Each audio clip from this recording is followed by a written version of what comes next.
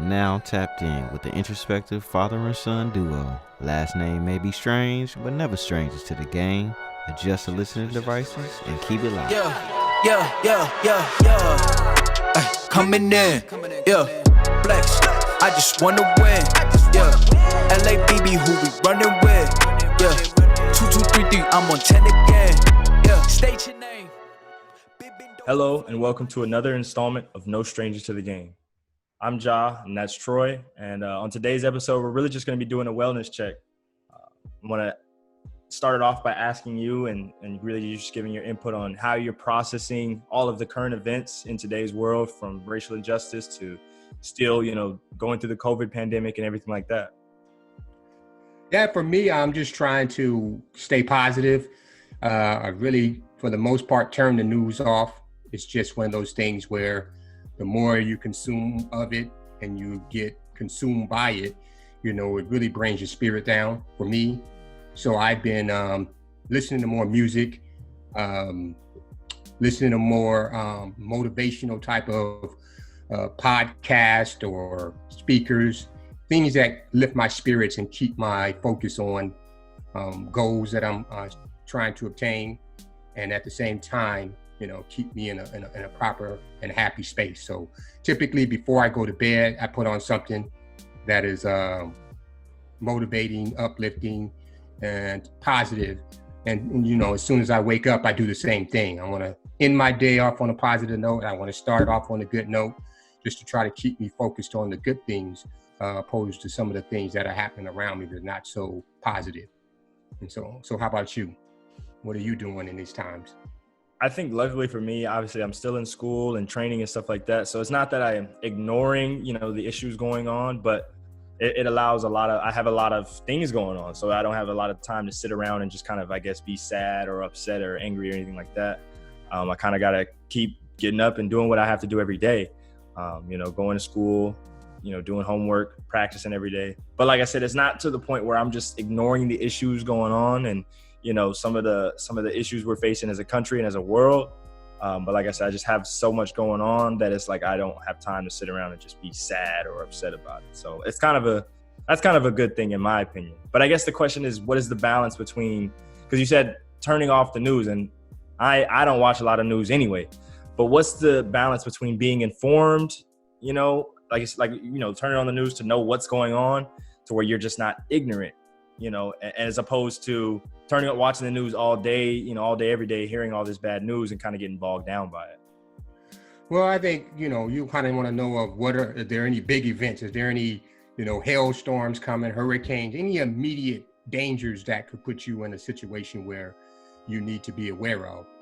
Outside of that, I'm coming to the conclusion that we need to really begin to focus inward, focus on ourselves, focus on the things that I have influence over and the things that I can control. And that's where I'm starting. What can I do in this moment that's going to improve our situation, improve, me and my overall emotional and mental health, so that, I'm not thinking about the chaos that's going on, the isolation with COVID. Then you have the protests, and then you just have the number of police killings and brutality, it just goes on, and I think it's becoming overwhelming to a lot of people. And so that's one of the reasons I shut it down. Like I said, I keep an ear open for things that I need to know that may affect me immediately. But for the most part, I try to keep my thoughts and my mind clear so I can focus on resolutions for myself, my family, and my immediate community and surrounding environment.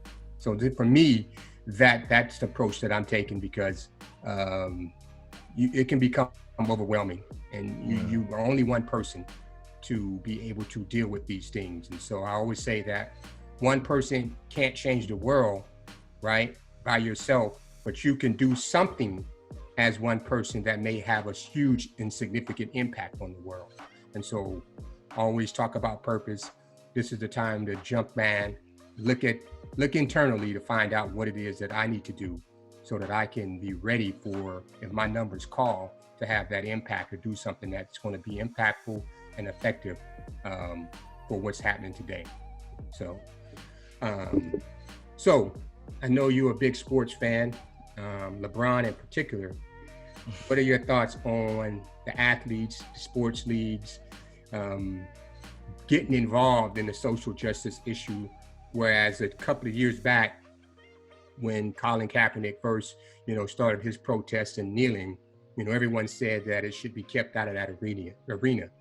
But now you see Major League Baseball, the NFL, the NBA are all, participating on some level to show their concern or interest or support for the social injustice. What are your thoughts on that? I think, athletes standing up for what they believe in is nothing new. As far back as Muhammad Ali, Bill Russell, those guys, standing up for what they believed in. So I appreciate this new generation of athletes continuing that trend. And I would say even probably being more impactful because of the power athletes hold today. I think for a time there, I was not frustrated, but it kind of felt like this whole kind of Black Lives Matter and some of the slogans putting on the helmets thing might have just been kind of surface level, work by the leagues to show, hey, we kind of care, because it had become almost a fashion trend or a fad to be, against racism or a part of the Black Lives Matter movement. And so I was kind of like, it just seems like lip service. But to be completely fair and honest, I think especially NBA, because that's what I pay attention to most, they've done a great job of forcing, owners, the commissioner of the leagues to really say, no, we're not standing for just lip service. We don't want anything painted on the court. We need you guys to do something to make change. And so them using their arenas for voting centers and donating, whether it be money or resources to different organizations to help fight systemic racism and all of that. I think that has been a huge step, because now we're getting those that can actually really push real change, the one percenters, if you will, the people who hold a lot of power in this country. I think getting them involved and making them get involved, whether they want to or not, I think these players, because of the power they've held, have forced them to get involved. And I think we're going to see some real change from it. And so for me, that's been what was impressive. And like I said, for a while there, I was kind of like, it might just be lip service. But I think these athletes today are really forcing, these organizations, owners, and leagues to really step up and make real change, and not just some, paintings on courts or, names on jerseys or anything. That's a good, valid point. And I agree. I just hope that there are some real in-depth strategic plans that can be carried out beyond this moment in time. And that's always the area where it gets a little gray and fuzzy for me, because I've seen it often, many times. When you're in the heat of the moment, there's that reaction to what's going on.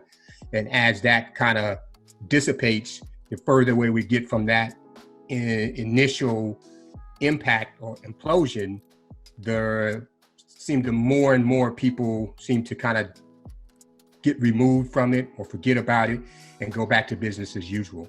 So for me, I'm just hopeful, and in my own way, trying to figure out and create solutions and plans that can last beyond this moment in time, because we will move beyond this. So that's a very, insightful way of seeing it and, thinking about it. I think I've been impressed too with actually not how long, but the fact that the people are still kind of behind a lot of these issues. I mean, they haven't stopped protesting. I think the news has not covered it as much.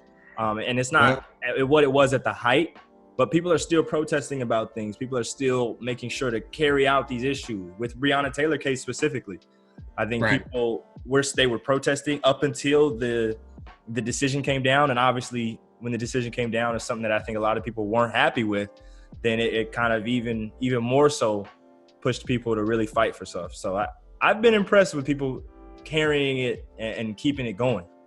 Now, how much of that carrying it on is because every other week there's a new incident that reminds us that there's a challenge, there's an issue. And one community, you have something that takes off and it causes that community to erupt and to protest, and it filters out into other communities across the country. How much of that do you think is it that people are really enduring, or the events that keep occurring are reminding people that there's more and more to do? Well, it's funny because I'm about to pull a U on you. I'm about to counter your question with a question of my No, own. you got to answer the question. So listen, because I think it is a fair point that we get these new cases every week, and maybe that's what's kind of pushing communities in the country, or the world as a whole, to keep fighting. And part of that is, what I guess my question is that a good or a bad thing? Because I don't think the cases are necessarily more numerous than they have been in the last, however many 100 years in this country. I just think people with cell phones and, media coverage is a lot more to where people are reporting on this stuff, and we're getting to see it firsthand. Right. So now I think that's causing more uproar from people. And I wonder, is that a good or a bad thing though? Because sometimes I wonder if a lot of this seems to be calculated. Let's rile people up. Let's get people angry. Let's show them these, graphic images and these different things to, rile them up. Or is it like, hey, they're informing us of these kind of, I guess, tragedies, and really letting the people know what's going on, and exposing a lot of these ills in our country? Which one do you think is it? Which way do you lean? Yeah, I think it's both. Because either Black men or Black people are the only one in the country who are being shot down and beaten, or that's the only one we decide that we're going to show. Yeah. One or the other, and either one of them's not good. One is to incite this type of hypersensitivity to what's going on, and it's warranted.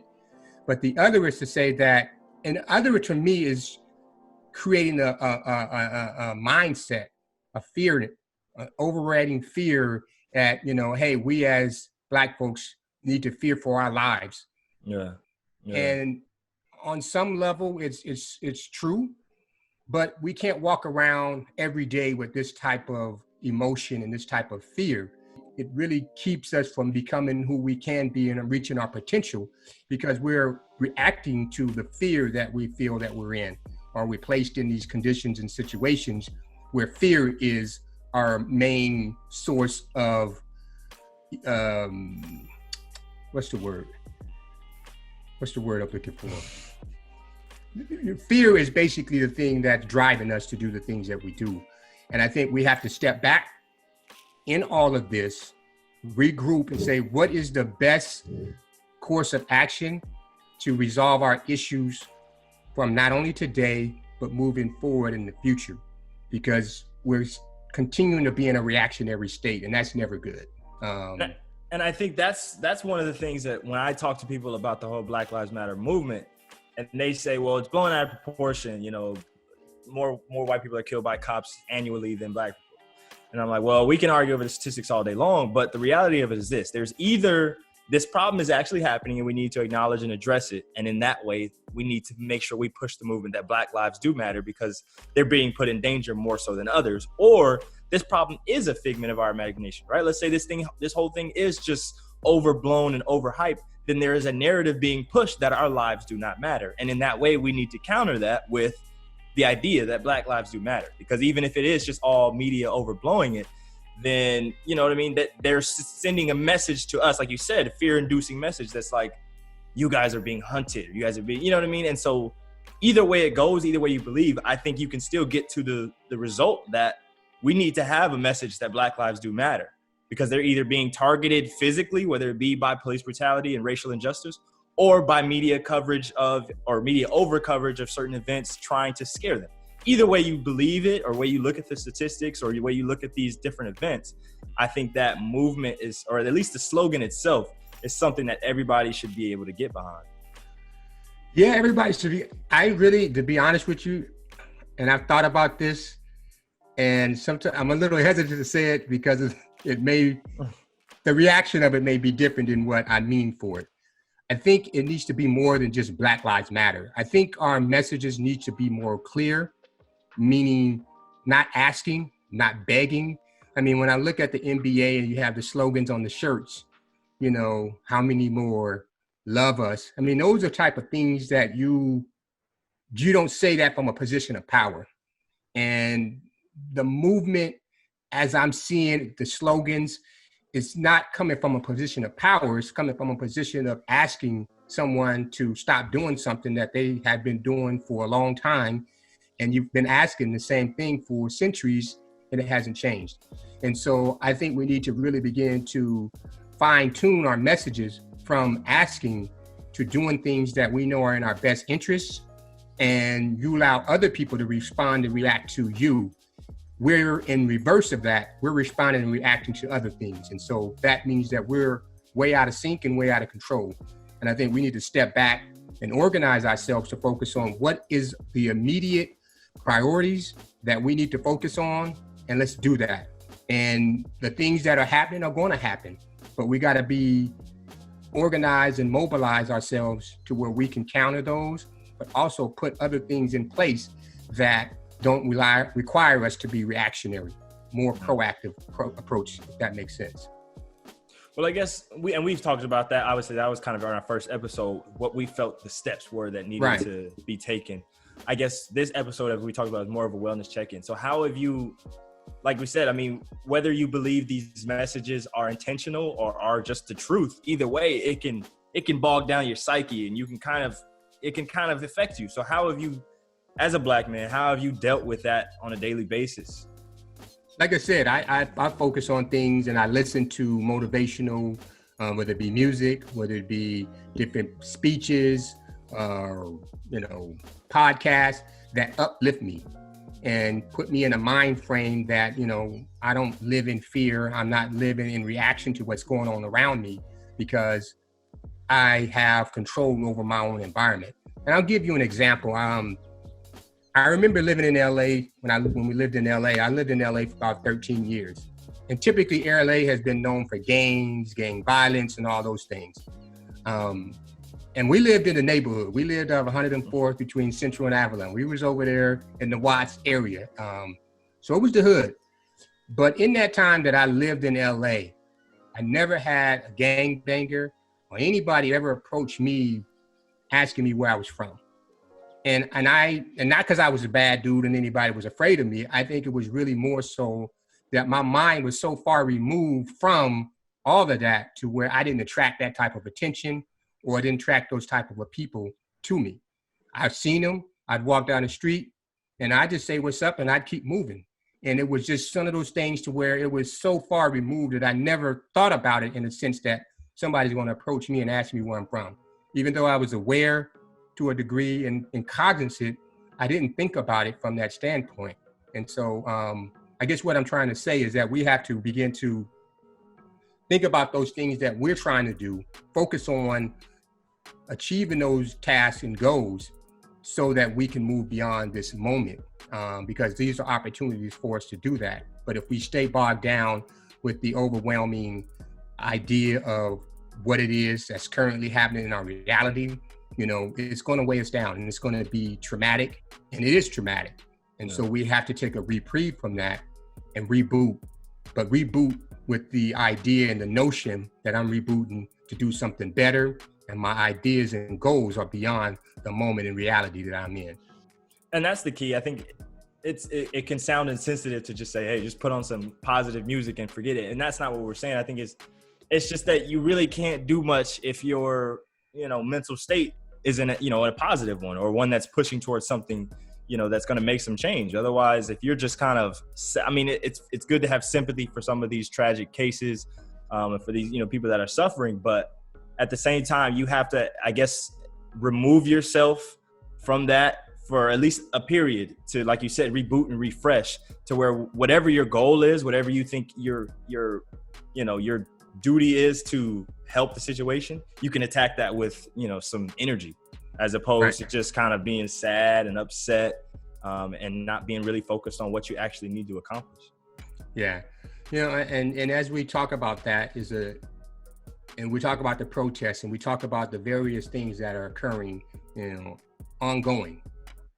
One of the things that I've noticed and has always been in the back of my mind, and we've seen some evidence of it, is that you've had instigators and antagonizers come into these protests, whether it be from white supremacists to Antifa to other people that's outside of our community, seemingly with an agenda to incite riots, to incite violence, to incite this aggressive behavior that will ultimately will not be in our best interest. Yeah. And so what are your thoughts on that? Is that something that you've noticed or thought about?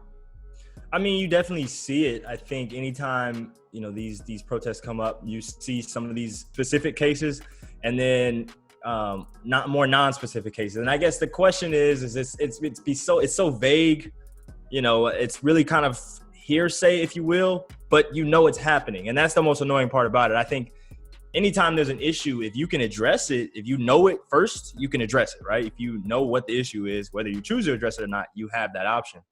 But I think because it's become so like, well, that's Antifa, or no, that's the Black Lives Matter protesters, or, you know, it becomes so hard to differentiate. And I think we know what's going on, but because it's kind of vague, it becomes hard to address. You know what I'm saying? And I don't know. That's just how I look at it. Is like, I wish it was more cut and dry, which, I mean, that's easier said than done, obviously. But I wish we could say, hey, this is the people who are instigating. We need to, you know, make sure they're not involved in anything like that. And they're kind of, you know, pushed to the corner, pushed to the side or whatever.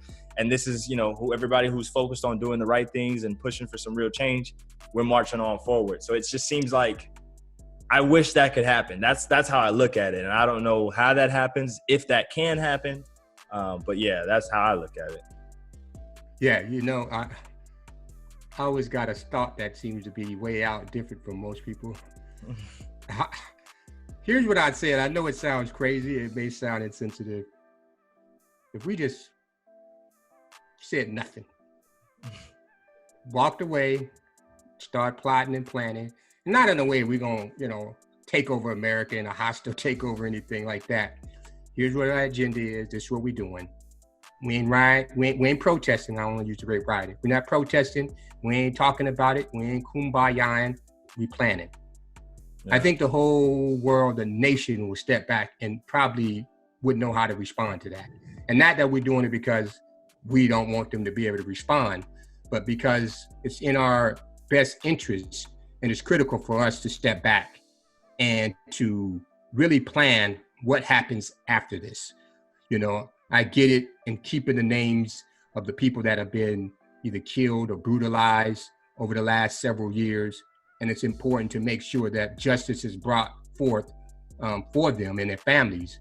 But I think sometimes we pay more attention to the problem than finding solutions. And I think I would strongly encourage us to begin to start with solutions. What are solutions that will be in our best interest and benefit over the next several decades and infinitely as we move beyond this phase? So that's what I see, and begin to think more about what are the solutions. What do you think? It's funny you say that, because not that I have all of the solutions or anything like that, but I think, and I hope this doesn't come off as selfish, but I think that's been my approach to kind of all of this every day, has been to choose positivity and to choose kind of to march forward to make sure, I guess my ultimate goal is to get to a place, you know, whether it be economically or financially, or just a power, you know, the power level I reach in, you know, whether it be a company or this country in general. I want to get to such a level that I can really make change, affect change through my network or through, you know, financial means. So that's kind of every day I wake up, I'm like, I'm positive because I'm going to school, and that's what drives me, is I want to be the best athlete, the best student, you know what I mean? Make sure my network is, you know, I'm doing networking, I'm applying for internships, opportunities, all of these things to where I can get to a level, at least on a personal level, to where then I have the means to affect change.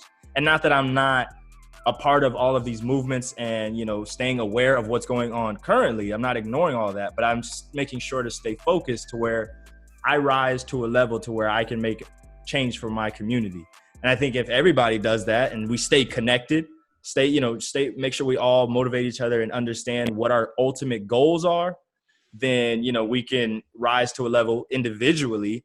And then as we all are, you know, in individual places, or I guess kind of have the means, and we come back together, or not come back together, we were always together, but then, yeah, collectively say, hey, this is our goal, this is what we believe we need to be doing, then I think we'll create some, you know, extreme change, and we'll make a big difference. So that's how I've taken it is really just to choose a positive outlook every day. Hey, I'm you know, making sure the music I listen to, like you said, all of the things that I'm putting into my head are positive, and all of that with the idea that I'm going to school, I'm going to practice, I'm doing everything I'm doing so that I can really rise to a level to help myself and my community and my family.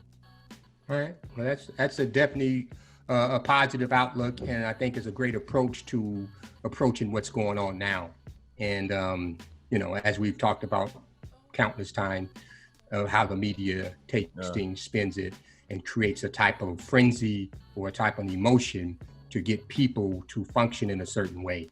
And I think it's in our best interest to begin to take back our minds, take back our thoughts, so that they're our own thoughts and not thoughts that are being given to us via the information in the sources, outlets and mediums that we consume on a daily basis. So, and that's been the thing for me too, is like, especially for Black people within this country, our history is being written right now, right? I mean, it's like a lot of us lost all heritage and all of our background. None of my sides of my family or any of my other African-American friends know where we're from in Africa. So we've lost all of that heritage, if you will. And we still obviously have connection to our ancestors and our roots and things like that. But the reality is we're writing our own history right now as a people in this country. And whether we turn right and make a big change right now or kind of continue the problems and issues that we've had, I think we're all a part of that. And that's something to take with you, not to carry a weight on your shoulders, but almost to uplift you. It's like, I'm a part of this. I can really make some change. I can really be a part of creating something for my people in this country. And I think that should be a motivator more than anything. Right. Now, what are your thoughts? And I know we've talked about it in general and other, just in discussions that we've had, but with COVID-19, with the impact of it that it initially had on the country, the world, and its ongoing impact, how is it affecting the area that you're in, and what's the sentiment of the students and the community in general? It's funny because I think a lot of the regular students almost just choose to ignore it, if you will, because a lot of the sororities and fraternities out here have been having, a high frequency of cases and stuff like that, but it hasn't stopped anyone from throwing their parties and going, doing whatever so I think you get a lot of young kids in an area and they're going to do what they're going to do, right? Reality of it. But I think for student athletes specifically, we've had to be careful about it because you're putting a lot at jeopardy if you get it. I know at least you have to be out at least a month. You're quarantined for 2 weeks. You have to sit out at least a month. So we've had football players test positive. So their season is now, a month of the season right now is, 3-4 games, and that's a big part of your season. So I think for the student athlete population in general, we've made it a concerted effort to really isolate, if you will, stay amongst each other, not really mingle as much as we can. And I know that sounds kind of boring, which it kind of is. We're just all, chill. We really are just chilling, you know what I mean, amongst ourselves. I have a few friends on the team. They come over, we watch the game, and that's really it. That's kind of all we do. So, it's been isolation, but I think you can find some comfort in that. And hey, for me anyway, as a fifth year, I found it to be a motivating factor and allowing me to be even more focused than ever, because I don't have a ton of options of things to do besides, homework, practice. And then, after that, it's like, I'm at home. So it's been positive, I think, for the student athlete population. Actually, I think it's allowed everyone to be more focused and, be more focused on what we need to do. But I think for the greater population of this area and the students in general, I don't know. It's tough to say because, like I said, I don't mingle amongst them that much. But from what I'm seeing from the outside, they haven't let it affect them that much. Yeah, that's being a former college student athlete myself, I can see the pros and cons of that. You're at a university that has big time sports and athletics programs. You got a lively, student population, and, these are the, some of the best years of your life, and you're isolated. So I feel bad for kids and students that are in college now, because you're not allowed to experience some of those things that, you should experience in your college years. Even though some are doing it, it's still not the same. I mean, the games, you only have a few people who can actually attend the sporting events. So those are the type of things that I feel bad about. But you made a good point. is that now you're allowed to be more focused because your options and distractions have been minimized. Yeah. And I think it's something that, it seems like you're taking advantage of, and as well as your other student athletes who were there with you, so that you guys can maximize your opportunities that you have that are coming about. So that's a good point. So, and I do feel bad. I just kind of last word on that. I do kind of feel bad for like freshmen, right? I mean, this is not a great semester to have as your first experience of college as a student athlete. Is like, nah, you got to be in the house. You get tested once a month and go to school, go to practice, and go home. You know what I mean? For me, being a fifth year, I think it's advantageous because I'm trying to set myself up for afterwards. I'm making sure my grades and everything are, so I can, because I've more matured. But I guess for those younger kids, and I guess it's positive that they don't, but I know it can be kind of boring to have to just kind of be in the house, I guess. But all right. Well, I think we've had a pretty good discussion. I think the whole point was to kind of focus on what we can do mentally and emotionally in these times so that we can stay healthy in those ways, not just physically, but emotionally and mentally, so that we can endure what we're facing and find options, find solutions that are going to change our environment for the better, because I don't see this country going back to normal. yeah, I don't know what it's going to ultimately look like after this period of time, but I know it won't be the same as it's been over the last 100 years. Businesses are going to do business a little different. Your universities, many of them are hemorrhaging and, having a difficult time financially because of, what's going on, and the games and athletic departments not being able to generate the type of revenue they typically do. Students being, isolated or being at home, all those things that create economic environment that is productive and, helps those universities and those towns are being, impacted heavily. So I think we're going to see a different environment beyond this. And I think it behooves us to begin to think about what that looks like and how do we impact it in a way that's going to serve our best interest. So with that, do you have any last thoughts as we get ready to close out? I think last kind of word is just through isolation due to COVID reasons, or due to, kind of the mental stress and trauma of, the tragic events we're seeing in our country. I think find a passion, something that you love to do every day that becomes not necessarily even a distraction, but something that can help you focus on, literally what you love to do. So for me, it's been sports. I've been watching them, playing them, analyzing, applying for different things to try to get myself involved in sports, which is what I love, and really pushing that. And it's become almost an outlet to kind of escape everything, but also something that it is pushing me towards, my future. So that's, I guess, my last word of advice. All right. Those are good words and wise words from a young man. So we appreciate today, and thank you for participating. And for those that are tuning in, we appreciate it. One last thing I need to say to you. Happy birthday, man. I know this is year number 22. Happy birthday. And we love you. And till next time, peace. All right, that'll wrap up today's episode. Glad we could take a moment to put you up on game. We post a new podcast every Sunday morning. Now you know. Peace.